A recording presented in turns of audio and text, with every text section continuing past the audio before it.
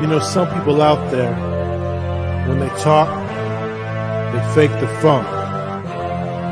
You want brutally honest? Well, if you want brutally honest, look no further than CG Ruthless Sports. CG Ruthless. CG Ruthless Sports. CG Ruthless. If you want your sports talk to be brutally honest, come check out CG. CG Ruthless. If you're not watching CG Ruthless, I don't know what to tell you. Representing the Niner Empire. CG Ruthless.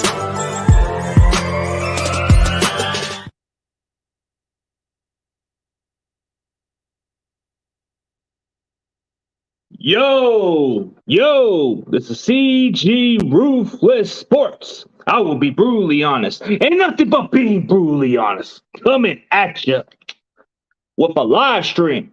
So huge shout out to the BGN Sports Media. Be sure to subscribe to their channel. They're good people. Anyways, let's get to the segment, episode number 2, Talking Ruthless, where it's being brutally honest at its finest. So what's up, David? What is up, David? So let's get to the topic of the week. We got the Arizona Cardinals pretty much this coming week. So looking at the matchup, there's a lot of injuries playing into factor of this week. So when I look at it, there's been questionable marks about Kyler Murray. Is he going to play or is he going to sit? One or the other. Then there's been talks about AJ Green being on the COVID list. More than likely, he's not going to play this week. There's been talks about Hopkins maybe missing this game. That could be a huge momentum for the 49ers. Since we beat the Bears, what actually worked that game was running the ball. That's what we've been doing now. If we stick with that formula, which is the Arizona Cardinals' weakest link, is the run defense. They are ranked the 29th against the run. So when you look at the fact that they were able to get exposed against the Packers. So me being straightforward about the Cardinals matchup, I feel like there's just a lot of that weakness. It's that crack right there is that run defense. You'd be able to run the time of possession. You should be able to beat the Arizona Cardinals with no issues. But the problem is, are they going to have Kyler Murray? Kyler Murray ain't going to be at a fully 100%. So that can be the huge difference. But are they going to play Colt McCoy? Colt McCoy to me is like, I don't know if they're going to even play this kid. And huge shout out to Awesome Kid. He's a Cardinals fan. Be sure to go check him out. So I feel like this matchup has determined the season for us. You know, if we win our division, we are in the hunt. We can be in the hunt by winning this game. So the next 2 games will determine it, and then we got the Jacksonville Jaguars. So what really concerns me about the matchup against the Arizona Cardinals is the fact their offense is really good, but are they going to have their entire receiving core? So that might not be much of an issue, but they got Zach Ertz, the tight end they just traded from the Eagles. So I think this is a game where he has to play at his best. So do I feel this matchup is favorable for us to win? Absolutely. We played a close game in Arizona, and we have yet to win a home game. So the fact that we beat the Bears and played them good in the second half has a boost of confidence for us. But do I feel confident with Jimmy Garoppolo against the Cardinals? You look at his overall record, 6-3 against the Cardinals, which is very good against that type of team. But to be honest with you, has he ever played against a better Cardinals team in the previous years? No. So this can be the ultimate test for him to prove himself. And the fact that we're not trading him just tells you that he ain't going nowhere. So we could have had a trade value with the Bears game, but that's not the case. So that's another day, another time. So the keys to the game for the 49ers of this matchup is to run the ball down their throats. Arizona definitely has momentum, but they lost to the Packers, so that can be a winnable game. So huge shout out to my boy, CEO Top Dog. He's a Baltimore Ravens fan. Go check him out. But yeah, I feel like a loss can really hurt a team because when we lost to the Green Bay Packers, we were on a 4-game losing streak. So can the tables turn? We shall see. Huge shout out to my boy, the platform with Lawrence Jackson. Go check out his channel. Go sub him up. So, any questions into the comments, and I'll tell you straightforward what I think. Do I feel confident about this game against the Cardinals? Well, they're going to be a little bit depleted, but they can still expose that secondary. My issue with Josh Norman is the fact that he keeps holding.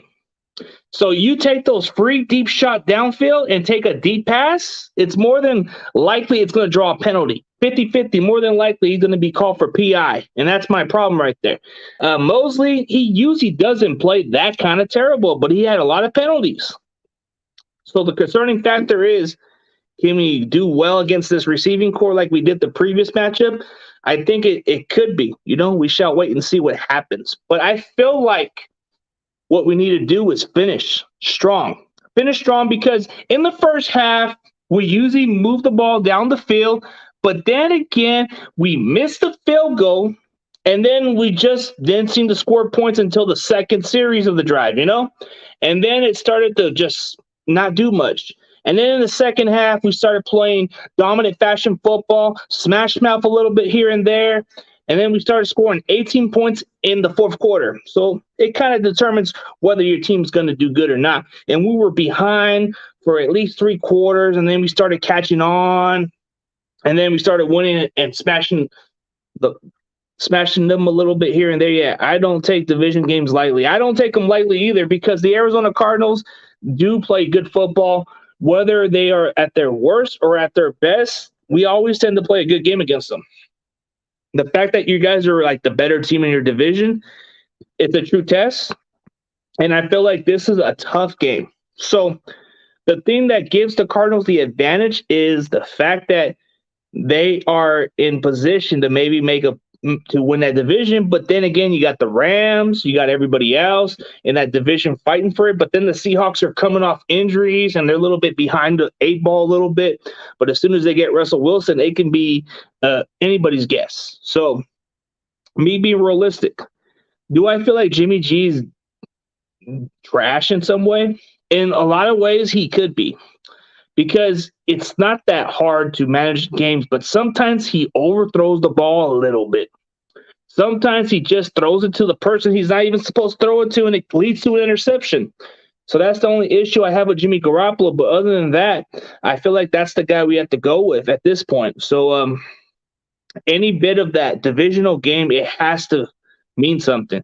So in order for Jimmy G to stick around, he's got to win out these games. And that will boost his draft value a little bit. His trade value will move up the chart a little bit. So that's what we're hoping for. But in reality, we'd be lucky to get at least a 3rd or 4th round at this point because this guy can never stay healthy. This guy's inconsistent. He's never impressed a lot of us, especially being injured. It just doesn't help your cause of sticking around. And this is why we traded to get Trey Lance in the first place, because we need to get a guy ready for the future. We know with Jimmy G, we're going to get somebody who can manage the game and actually play some solid football. You give him a good running game, you give him the good supporting cast, he's going to ball out. But if you give him lesser talent, he just hasn't really proven it from there. So it's so looking at more of the updates, I hear autocorrect. So updates of the 49ers. There's been a lot of guys coming back from injuries, like George Kittle. How much of a factor will it be for George Kittle and the rest of the guys to return? It just brings a huge difference to this offense, especially Jeff Wilson. He should be back no later than late November. I think George Kittle is only just on IR for at least those 3 weeks, and now he's kind of coming back. So the fact that we had a bye week during that week gave him enough time to recover, and then the fact we were able to play those other games, and now he's kind of fully coming back. So that's a good sign. Our running game's good. So the fact that we're going to get him back, it's going to make the offense a lot better. A lot of people were saying that Debo was just our entire offense, which I agree in certain extents he is. But then you forget about Elijah Mitchell. Elijah Mitchell's been carrying the rock. He's been very effective. He's averaged over 6 yards a carry. This guy's really good. But Debo Samuel, you give him his targets, he plays at a highest level. He kind of reminds me more of a DJ Moore a little bit because of his yards after the catch and the body type. They seem like built like running backs. They're like very good. A lot of people say he's like the faster version of Anquan Bolden, if not faster or better. I feel like this is the kid ceiling's pretty good. But looking into our matchups, we should get Alshire coming back. Dre Greenlaw, I think he's supposed to be coming back pretty soon, but I'm not sure on the updates, but I'm looking into it. And then when we made that trade for that defensive tackle from the Texans or the DN, it kind of just gives you the sign that we are adding depth. So when I look at a guy like Charles Omohu, I look at his upside. So coming out of Texas, this guy was he was like one of those kind of guys that kind of like plays that both sides position, kind of like a Armstead in a way, because you can move him up to the inside a little or move him to the end, and he can be very effective. He's got those long, lanky arms, and he can bat passes. He can disrupt a little here and there. But the fact you get him for a late round pick, and this guy's got some good ceilings and good potential. We didn't give up much for this guy, but I think it had to do with the defensive line depth. Because if it wasn't for the injuries from Javon Kinlaw, I don't think we would have made this trade. I think this trade just has to do with depth-wise. So I feel like we'll see what this kid can do. It looks to me that's what it was for, because we're thin at that position. And a lot of our guys are coming off injuries. Like Maurice Hurst is going to be out for a while. And then you got Kevin Gibbons coming back. That's why he was on the rotation. You're getting a lot of other guys coming back later in the season, so that's why you need to add as much depth as you can. And then you're getting Jordan Willis off of suspension, which he played against the Bears. You've seen a little bit of what Samson Ebukam could do for the team. It's like he's barely doing what he could. And then you got Arden Key as a rotational guy and all that stuff, and it gives you an idea. What's up, Bird Gang? You there? Oh, I guess he kind of like jumped in the gas, or I think he's understood. So when you look at the defensive pieces, the question is how we're going to match up. I know there's a 50 chance that you may not have to play Murray, but for some people, they say you got to play it safe with Murray because of the ankle. Long-term wise, he's not gonna be able to like fully play up to what he was if he keeps playing with the injury. But I think for some Cardinal fans, they were telling me that maybe it's smart for them to sit him. But you don't want to lose this game with Colt McCoy. Colt McCoy is a solid guy, not a capable starter, but he could only go in for maybe about 1 or 2 games at best. He's kind of shown it from time to time, but he's not a guy you could just rely on when the season's over. Oh, this is the guy you can play with. No, he's not that kind of guy. That's kind of like saying like Nick Mullins can be that guy, which we all know he isn't. So when you look at the matchup, what do the Arizona Cardinals do best? They're able to spread the ball. That's the difference. They're able to spread the ball with these receivers. But the question is DeAndre Hopkins going to play? Because if he doesn't play, they got to switch up a little bit. Yeah. What's up, man? No, but I feel like the Arizona Cardinals, they do have a good running game, so that can balance a little bit of their offense. But I think with 2 of their receivers maybe being out for this matchup, yeah, man. So there's 50-50 chance that DeAndre Hopkins may not play this week. So that kind of takes the relief of our secondary. But if he plays, he kind of does give you double coverage and a little bit of here and there. And it makes it easy for guys like Christian Kirk and Rondé Moore to be able to make the plays. But now that you figure that maybe he may not play this week, and that may be able to focus on those 2 guys, and then they got these unknown factors. The way I look at it is the way we played against the Bears, I feel like the Cardinals are going to be a much better matchup than what we're getting from the Bears. No offense, but I feel like it depends on who's going to start at quarterback. Because if Kyler Murray ain't playing, then it's going to be Colt McCoy. Colt McCoy, the skill set he brings to the table is he's limited as a mobile runner. He doesn't run as much, but when he has to, he will run. But as a passer, he doesn't have that strong arm that he can throw deep down there. Now, he's more of a guy that can probably throw in between the 40-yard range or something like that, but he won't give you the deep bomb pass. No. What he does is he can manage the game. So that's the one matchup that may favor us on our defense is if we go against a solid quarterback who doesn't run as much, then it's favorable. But if we're playing a mobile quarterback, something like a Justin Fields, then that's going to be tough.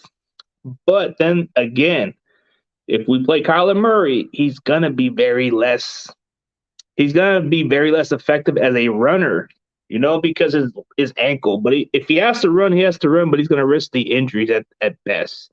And that's going to be the issue right there, is that the fact that Kyler Murray is a game time decision, but if you play him, you have to probably limit him a little bit as a runner because he's going to be hurting his ankle here and there if he runs for it. Yeah. Do you think the Red Chickens are for real this season? Last season, they fell apart about halfway the mark. Well, to answer your question, David, I feel like they are in some ways, but I'm not sure because the way they've made some statement games, like the way they play the Rams, that seemed like a statement game.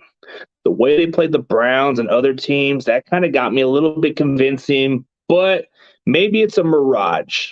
Maybe it's a mirage because last year I saw the same with the Cardinals and it just wasn't quite convincing. But now that I see the way they're playing, they're just playing a little bit resilience, a little more heart out there.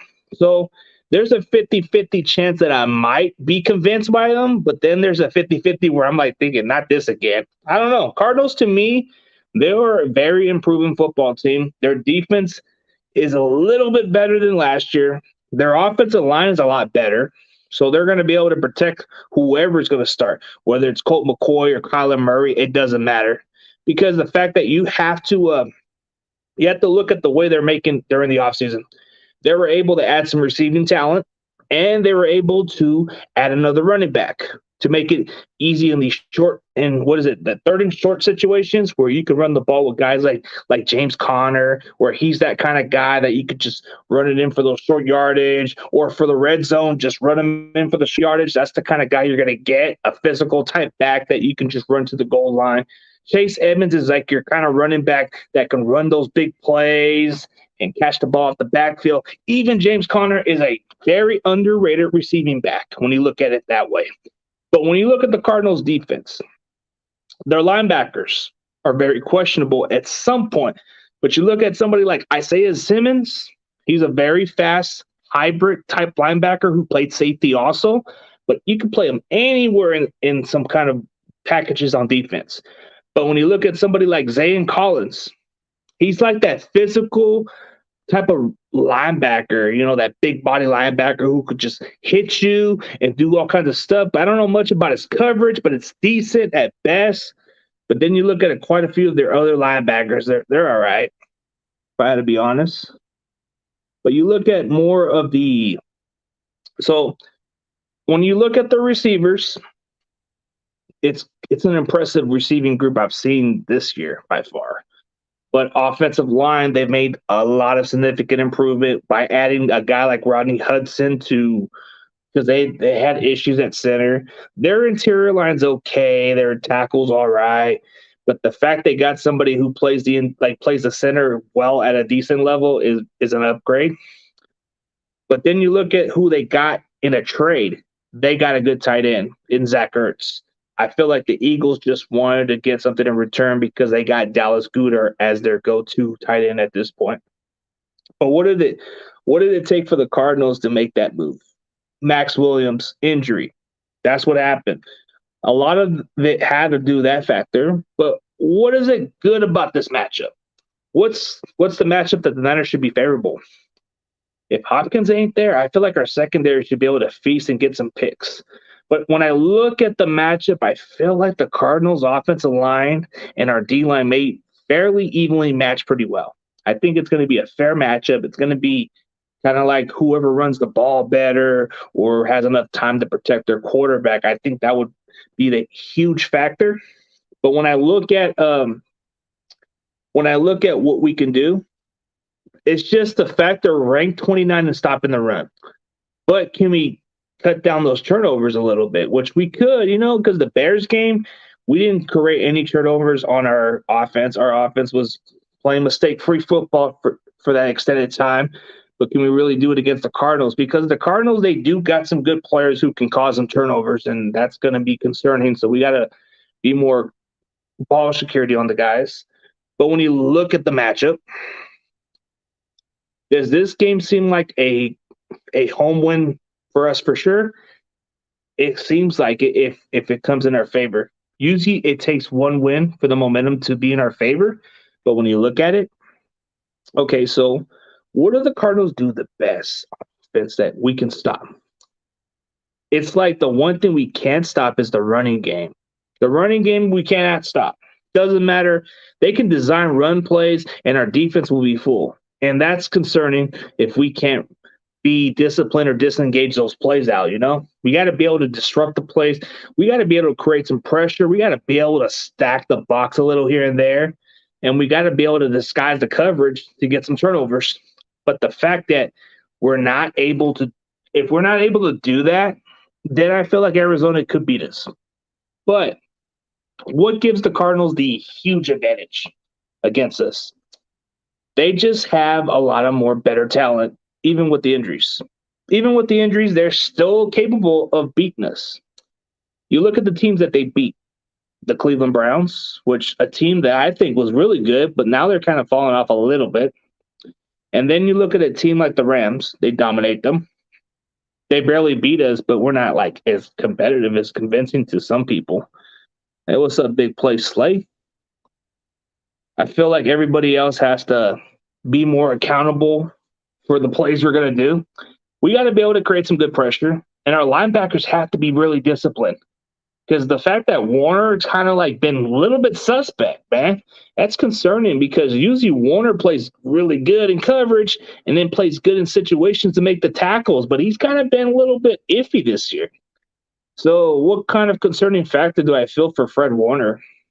It's like when I see this guy play, he usually in the right position to make the plays, but there's been a few plays during each game he misses his assignments or either misses the damn tackle. I don't know. Al-Shaair will help with the run. Well, I hope so because that's going to be the one thing the Cardinals are going to do pretty good at is running the ball. So if Al-Shaair comes back, which I'm pretty sure he is because I looked at the injury report and he is practicing, so he should be good to go. And then looking at George Kittle and Jeff Wilson practicing, that's a good sign. So that means we're adding some guys on the way, and then our defensive line depth is going to be good on the rotation. But I'm thinking the role, what's the role with I'm hearing that Jimmy Ward may be ruled out. So it's 50-50 that he may play, but there's a 50 chance we're probably going to go with Tavon Wilson at that spot. Because if Jimmy Ward's not 100%, then why play this kid, It's kind of playing it more smart in some ways. But I do like what I see out of Tolino Hufanga.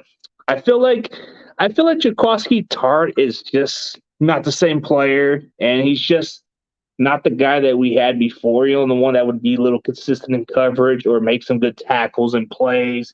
That's not the same Tartt we've seen the previous year. I think it has to do with the turf toe and the fact that he's not able to make the plays like he used to. I feel like with Tolino Hufanga, you're getting somebody younger, more energized, more passionate about the game, and he does great on his angles when it comes to tackling. When you watch this kid play, he plays fast than what his 40 time is implicated on the speed wise. So when he makes the play, when he reads, he's right there. He plays kind of like a small linebacker, but he's got a little bit of burst of speed out there. Like people keep saying that he's like the little Troy Polamalu in some ways, but I don't see it. I think it's just because of the comparisons. it's too far off. Maybe you're seeing a little bit more of a Deshaun Golston with the physicality a little bit, but I feel like he can tackle good.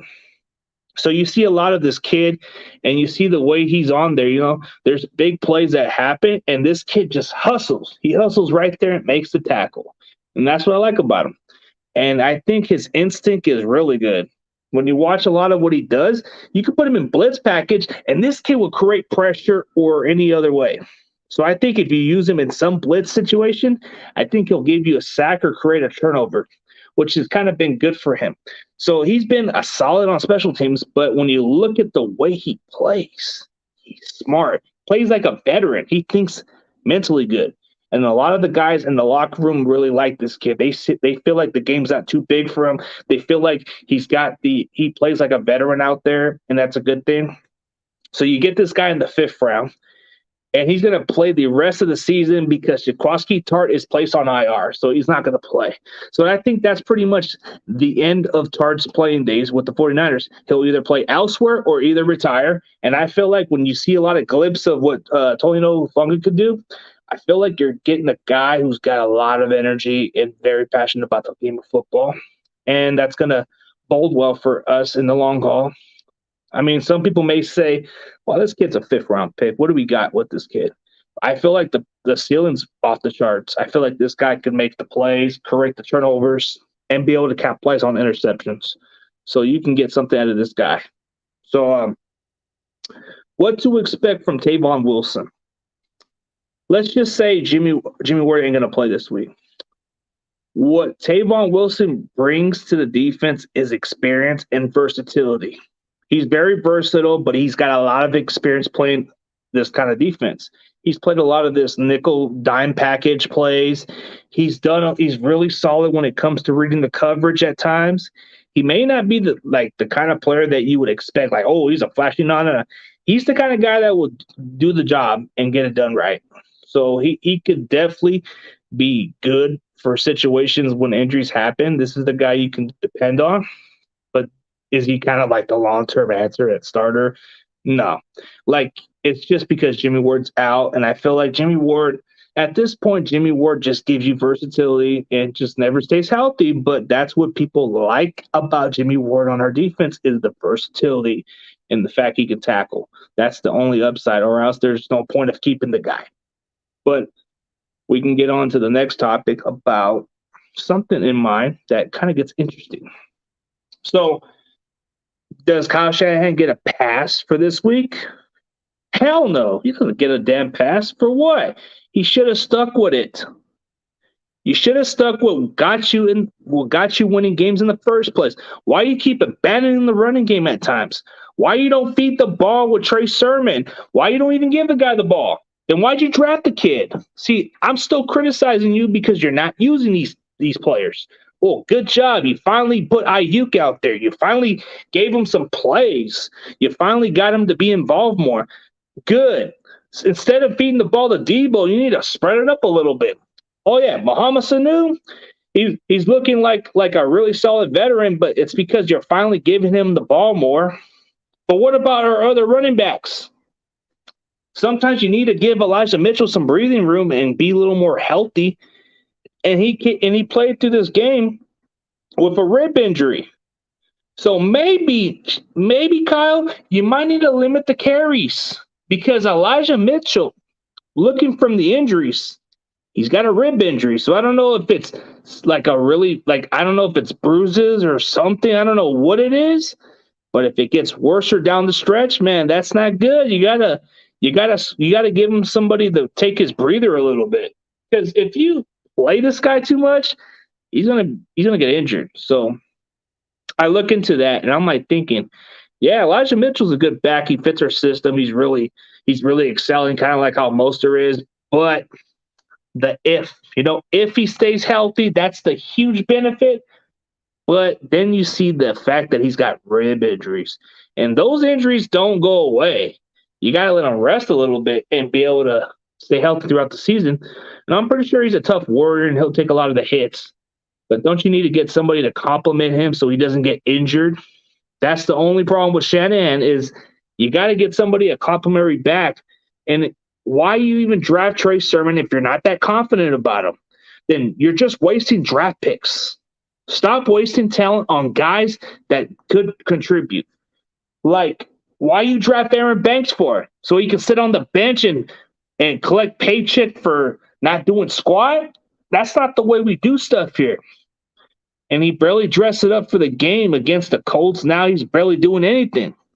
So why you even bother drafting some guys that you can get in the later rounds or develop in some other ways? This guy is a second-round pick. You expect more out of this guy.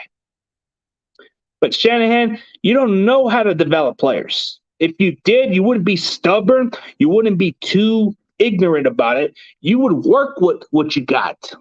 Instead, you're just being favoritism and throwing the word doghouse. A lot of your players who've been in the doghouse are either have stayed there or pretty much have proven themselves to be out of that situation. And a lot of the players that you put in over the years, they actually played better elsewhere. Look at Dante Pettis, even though he's not as good as he is, but you draft that kid high and you put him in the doghouse. Look at Matt Breida. Not the same player, but I'm pretty sure if you would have used him a little more, he would have been still good as he was. But for example, Raheem Mostert, he's definitely a difference maker when it comes to running the ball. He's something special, but never stays healthy. I wonder why. It's because you don't have a complimentary back. That's why. And the fact that Elijah Mitchell, it wouldn't surprise me if he gets an injury, if he misses a lot of time because of this injury. But you need to get a complimentary back. And then you look at the snap counts. So Charlie Warner for me is actually ascending a lot better. Like he's moving up the depth chart a little bit past Ross Dwelley, who I think Ross Dwelley is more of a better receiving tight end than he is as a blocker. And I think that's why you would want to put Charlie Warner above him, because Charlie Warner is a very good blocker, but he's got a limited potential as a receiving tight end. So you see some glimpse, you see some potential in this kid. He's a big type of body tight end. He seems like he kind of got better from last year. Last year, he was kind of like a work in progress getting in the 6th round, and he just wasn't quite there. And then during the preseason, he started standing out, and then he started proving himself. And then it seems like during this season, it looks to me that you're not seeing much of Ross Dwelley because of the fact that Charlie Warner does great as a blocker and actually gets limited targets as a receiving tight end. It's just part of the game. It happens. But do I feel that Ross Dwelley is underutilized? In some ways, he should be more utilized in passing games. But the fact that you put Charlie Warner out there just tells you how much the coach values blocking more. You know, when they value a lot of blocking, it kind of tells you how much it means when they run the ball. So most of our offense does feature running the ball. But when we abandon the running game, our offense has been a non-existence at times. So you look at the first half, we play a little sloppy here and there. But when it comes to the second half, we dominate. And then we play solid enough to win the game. But when you look at the fact that what we can do. So I'll give you 3 keys to the game of what we can do in this matchup. So for the 49ers to beat the Arizona Cardinals is we got to run the ball down their freaking throats with time of possession. We got to be able to involve our passing game. We got to be able to get the other guys involved. And we got to have a complimentary running back. You cannot play Mitchell too much. It's not healthy for him to get so many touches and then get injured. That's been our issue throughout the regime is we give these guys too many damn carries. Usually those speedy backs are good for maybe about 15 touches, and that's it. Go with the physical bruiser back that can give you the tough yards and be able to run the clock when the game's over or something like that. That's what you draft Trey Sermon to be, that kind of running back. Those kind of running backs take the tough yards. Those running backs are the ones who close out games. But you don't want to use them. You want to use guys like small running backs like Jermichael Hasty, who can give you some good solid runs here and there, and then he's a non-factor. But as a receiving back, he's really good. You like what you see out of the potential. But when you look at how we should be able to win this game, it's pretty simple the way I was saying it. We got to be able to complement each other. I feel like I feel like Elijah Mitchell could be the X factor, but I feel like you need to give him somebody that can complement him on the tough yardage, and I feel like you need to use Trey Sermon more. But then you look at the matchups of their secondary. That may be the only factor that may have to determine this. If Debo plays good, then we're on a roll. But if Debo doesn't do much, then we pretty much have to either figure out ways to give the ball to somebody else like George Kittle, or give the ball to somebody like a Mohamed Sanu or Brandon Ayuk. It's like one or the other, or heck, Juwan Jennings may be in the red zone and you may want to give him the ball a little bit. But when you look at it this way, I don't feel like the Cardinals worries me as much as they did. I feel like when we play them we play a good game. We play a close game. It goes right down to the wire. Like, I get the hype of you guys. I get the fact of this sea of red. They show out and acting like they're going to win the Super Bowl or something like that. And it's like, dude, you guys got to tone it down. You guys are just, you have a great early start, but early starts don't mean squat. Look at other teams in the past. Like, I'm pretty sure in 2019, we started 8-0. Sure, we got to the Super Bowl, but I never thought of it that way. Sometimes it doesn't matter how you start the season, it's how you finish. And the fact that the Cardinals could potentially be on a losing streak, that can be scary because everybody's been fooled by the Cardinals since last year. Last year, Arizona was playing good football, and then when they played some other competition or played worse against worser competition, it kind of just head scratches you a little bit, and you're thinking, man, I thought they were really good. Like, for 1 second when you're like thinking that this team's really good, and then you're just surprised, like, how the hell they lose to this team? And you'll figure, same old Cardinals. It's either they're just not the team you can really trust. Cliff Kingsbury's record as a college head coach and as a head coach in general, he's pretty much on the hot seat for the Cardinals. They got to make the playoffs, or I don't know what the expectation could be for Kingsbury, but he's built this offense around guys like Kyler Murray. He's built this type of offense for guys to make plays. So Ayuk has to catch more than that. He has to catch for at least a lot of yards. I think he needs to get 100 yards in this type of game. But for us to win, is we definitely have to be able to move the chains more and all that stuff, and then we'll be all right. So what's up, Roberto? What's up, dude? So you guys can ask me any questions, but I feel like if we can really do good in our pass blocking and be able to run the ball effectively, I think the offense should be good. But concerning for our defense, can we really do our job? Because when it comes down to it, the 50-50 plays, and we get called PI for that. And it pisses me off when you see it from Norman or Mosley and Williams. Come on, man. That's not a good stat to even go with. And then you look at guys who are making plays and stepping up, but then they got to get called back for a penalty, and it's pathetic. You figure, hey, you got to do something better. So I'll give you the matchup of what I feel about how we're going to be able to beat the Cardinals, and it's not even that hard. Just run the damn ball. But as far as the prediction, 49ers should win by 3 points because I don't feel like this game's not going to be easy for us by any means. I feel like it's going to be a tough one, but there's an X factor. If Kyler Murray doesn't play, then it might even it might give us more of a boost to maybe playing good football. Maybe our defense will be able to capitalize a lot of turnovers. Maybe the fact we'll be able to sack Colt McCoy a lot or Kyler Murray, one of the two. But I don't think Kyler Murray's going to be at his best. He's probably going to be like maybe about less than 100%, and he's not going to probably do as much. But I rather us play Kyler Murray because if we play Kyler Murray, we won't hear excuses from these Cardinal fans. They'll just say, "Oh, you beat us because Kyler's not 100%." But if we beat them with Colt McCoy, you're just gonna hear the dumbest excuse like, "Oh, you beat us because we didn't have Kyler Murray." I'd rather play Kyler Murray so we don't hear no excuses, man. I don't want to hear excuses if we beat you guys. Because if we beat you with Kyler Murray, your excuse is, oh, he's not 100%. But if we beat you guys without him, that's your excuse right there. One or the other. So what's up, Mr. White TC? So I feel like Colt McCoy is pretty much going to be the guy, but he's playing snaps. So when you figure, is he going to play this week? Yeah, I took the Niners plus 10 on spreads. I hope y'all stay competitive this Sunday. Appreciate it. We're going to get this win and move to 4-4. Any questions? Give me any questions and I'll answer. I'll be brutally honest and tell you like it is. So, expectation. I'm going to be in attendance at that game. So, hopefully it's going to be a good game, but we'll wait and see what happens.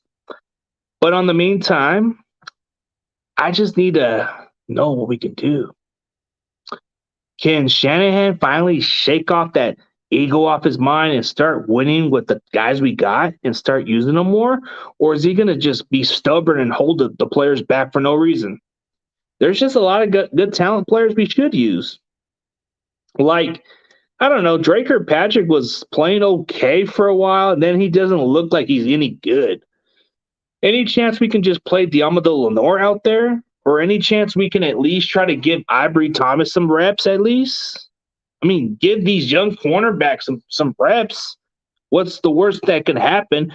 At least we'll be able to say, hey, at least they got a chance to play. Dante Johnson, I don't know why this guy is even still around. It's kind of a waste of roster spot. So Ayuk's last game, 4 catches for 45 yards is what I meant to send. I was driving, trying to comment and to stop him. That's all good. So I feel like Ayuk does need to play a factor. Does he need to put up the same performance like that? No. I think he can get maybe about 3 big plays, maybe 3 catches for 75 yards, and maybe you get something good on the offense. And then a guy like Mama Sanu should give you like maybe about a 40-yard type performance game, or maybe up to a better performance than expected. He did play pretty solid. He did make 3 good catches. So maybe you get something out of Mama Sanu on those third downs, kind of like what we had with Kendrick Bourne, but he's with the Patriots, unfortunately. But when you look at the matchup, what's a better way to win? It just has to be the receivers. The receivers to us has to step up. If we can do well in the passing game, I feel like our running game can build up again. My hopes is Ayuk gets going and takes pressure off of Debo. That's what I'm hoping for. Because if Ayuk steps up, it takes away the pressure off of Debo a little bit. And then the more that Ayuk steps up, the more they're going to focus on Ayuk more, and it's going to open up for Debo. That's what we need. Because opposing defense, they're already getting the clue that they're saying, oh, Debo's getting the ball all the time. Most of the time, it is Debo getting the ball. So who are you going to game plan against? Obvious, it's Debo, not Kittle. Debo. So how are you going to be able to stop the Niners offense? You got to figure out ways to stop Debo. Elijah Mitchell is just another weapon on our offense, but you mostly want to stop Debo. That's the one guy you got to stop. If you can't do that, then we're pretty much in an interesting game. But it's anybody's guess.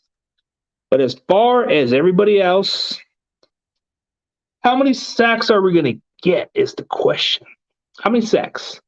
If we can get about 4 or 5 sacks against this Cardinals offense, then we're doing something. Maybe get an interception or 2, and then maybe this is getting momentum for our defense and our team in general. We need to create some turnovers. We need to capitalize. It's like anytime we don't create turnovers or capitalize on any other thing, we tend to squander, and that's not a good thing. It's just terrible production for us. We got to be able to capitalize. We can't squander any more opportunities, because the last time we played the Arizona Cardinals, we had opportunities to win, and we squandered, and that's not good. But this time around, we're going to have Jimmy Garoppolo, not Trey Lance, which I expected a lot of growing pains from this kid. So I give this kid a pass because he was just getting some experience. And as the season goes on and as he learns the offense, the game won't be too big for Trey Lance. But at the moment, you have to go with the veteran quarterback like Jimmy Garoppolo, who knows your offense and can really do it decently. He's not going to be great and throw you those deep balls consistently. No, he's going to throw you some short passes, dink and dunk and whatever. He's going to be able to manage the game and get the job done. But if you're able to stop the running game, That's where Jimmy may fold under pressure. Because when you depend on Jimmy to be the guy to throw the ball a lot, that creates a lot of pressure to our offense, and that's not a good thing. But the prediction from the team in general, I got the 49ers winning 27-24. We can finish strong. But if Kyler Murray is playing, that is what I'm saying. But if Kyler Murray plays, that would be a 3-game difference. But if we play with Colt McCoy and no DeAndre Hopkins, we're in for a fashion. We can win by a 2-touchdown fashion. And that's not being cocky. That's favorable for us. That's if Colt McCoy plays and no DeAndre Hopkins, that can be a different ball game right there. And we need to get on a winning streak. So we definitely got to play better for this matchup to happen. But when you look at it this way, I feel like everybody else should get more opportunities on this offense. Troy Sermon needs to get some more carries. Sorry to say it. Ross Dwelly, get him in some pass plays. I know he's not a blocker, but get him involved a little bit. I know that Charlie Warner is like another good blocker, but should we be able to use him more in some running plays? Then yeah, of course. But figure out ways to involve Dwelly. When he gets the ball, he catches the ball consistently good.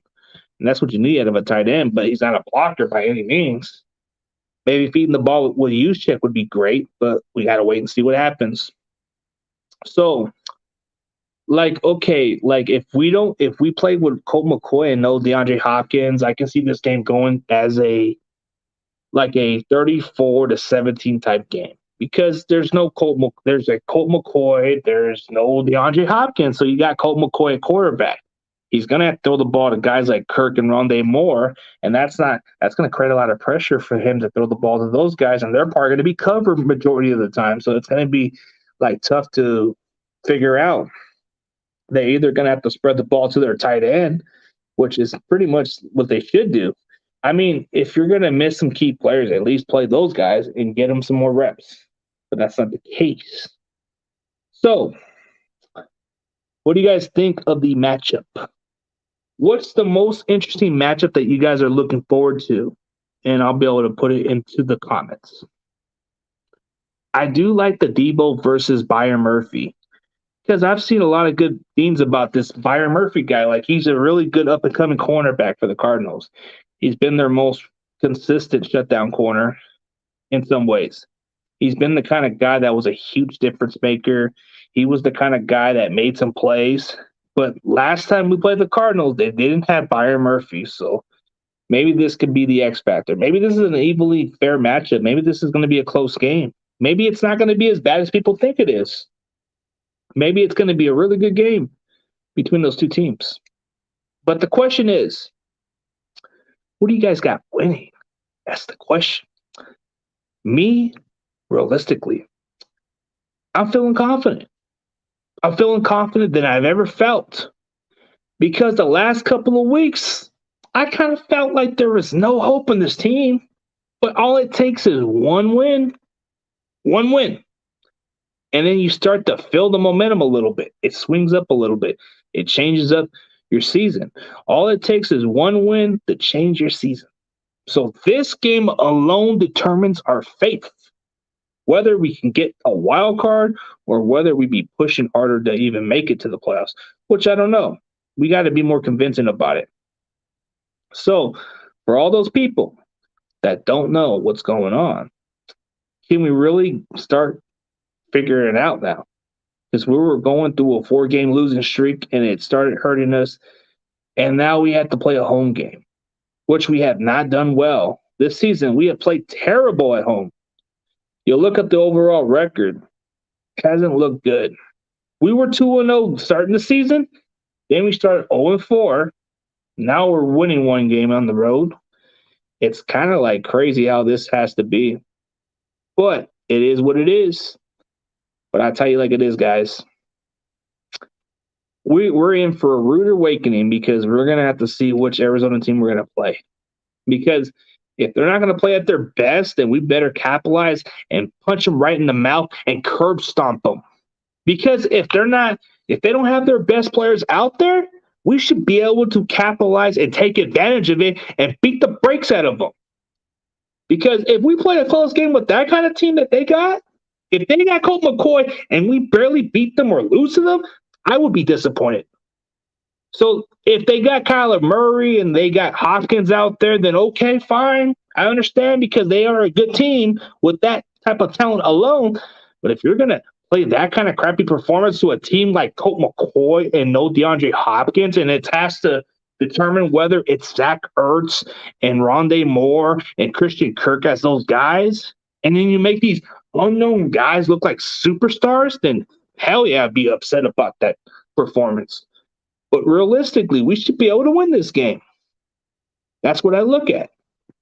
So I'm going to tell you how I feel.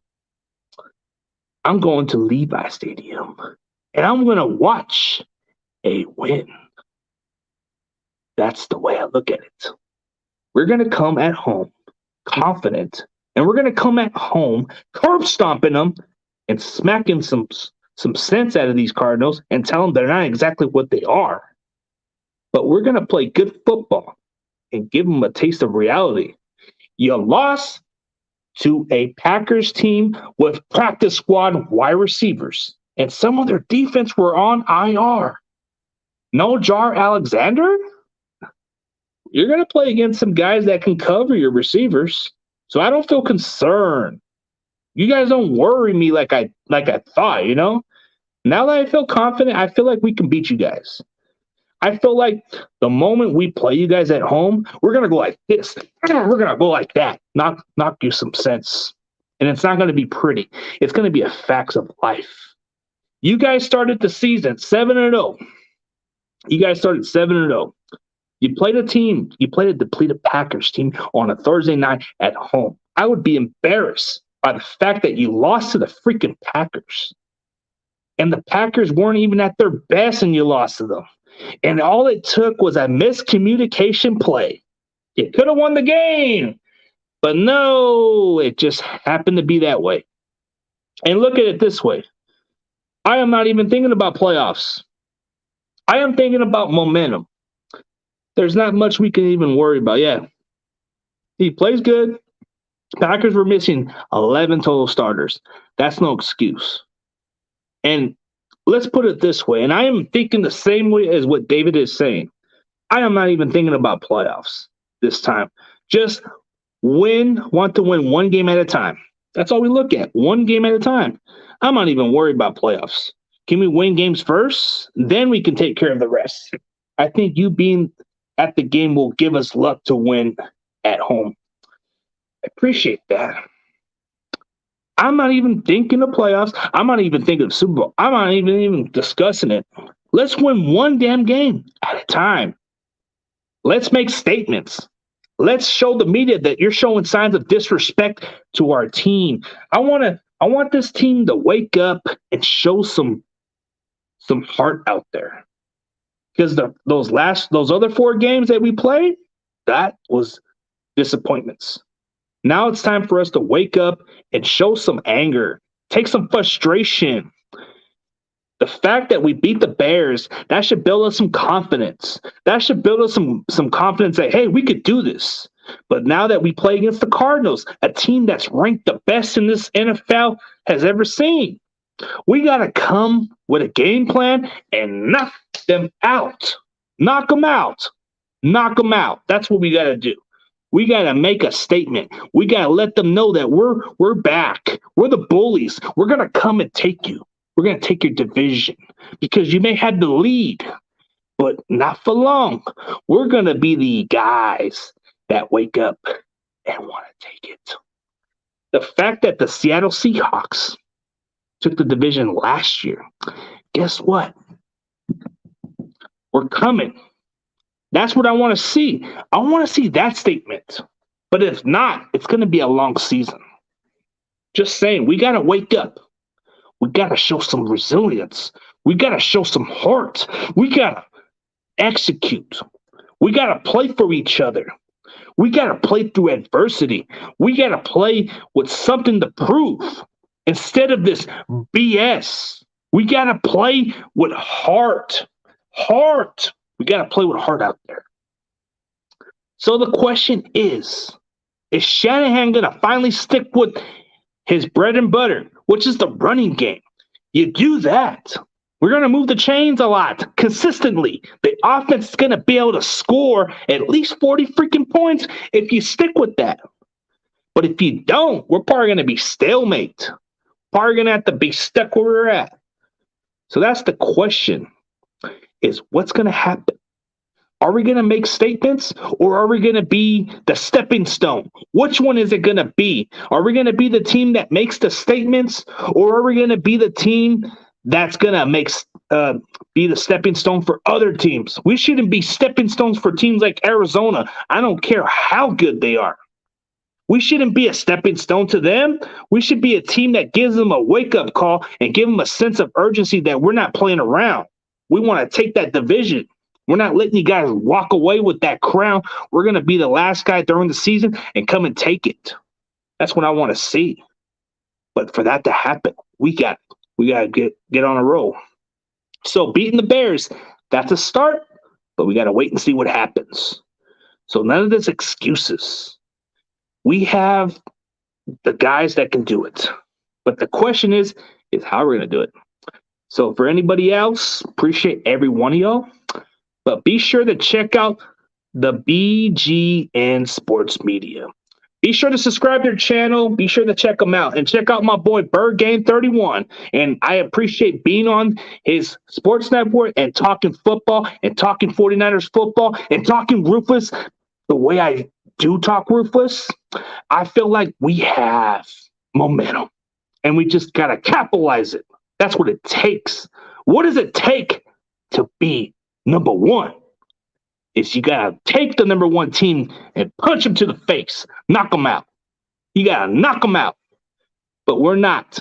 We are underdogs. We are below our division. We got to wake up. In reality, nothing's given. We got to prove it. This Sunday, it's a win. It's a win, or we're just below the 8 ball. One or the other. This season determines whether we can take this division or not. So that's what I got to say.